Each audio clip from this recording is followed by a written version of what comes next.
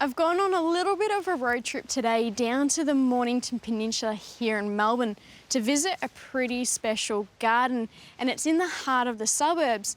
And what makes this so special is that it's biodiversity rich and it utilises small spaces. So let's go meet the gardener behind it all.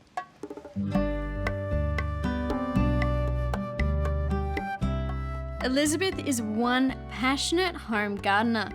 Almost every inch of her garden has been used to create the perfect oasis right at her back door.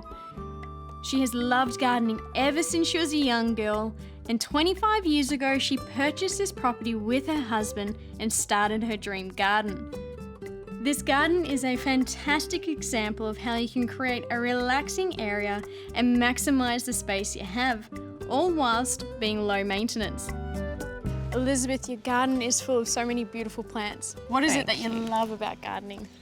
There are so many benefits. It's so lovely to be out in the open, it's peaceful, I think it's really good for me, and it really is a wonderful creative outlet. What's been the most challenging part of doing your garden? I've always loved the English style, and so I think you can see that reflected in parts of my garden, but maintaining those sorts of plants can be a challenge in our harsh Australian environment, but I think that they're really worth it.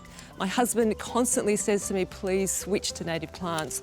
I don't think I'm ever going to do that. However, I am starting to incorporate them into these bee gardens that I'm currently building. So what's inspired you to make a bee garden? Well, bees are our planet's hardest little workers and we really need to protect them. So I've created 4 different types of gardens as a haven for the bees.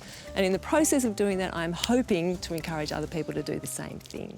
Basically, I've planted 1 herb garden, and then there are 3 other gardens, and they're a mix of exotic and native plants, and I've specifically chosen them to attract the over 1,700 of our Australian native bees. So I've noticed in your garden you've got these little dishes with the pebbles. I do. What's the purpose of those?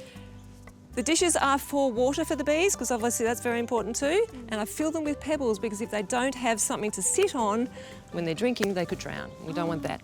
And what's the most rewarding part of your garden? I really enjoy the whole process of starting with a plan for a particular area of the garden and then researching what sort of plants grow happily together in that particular space, and going and doing the shopping, the planting, and then ultimately enjoying watching them grow and flourish.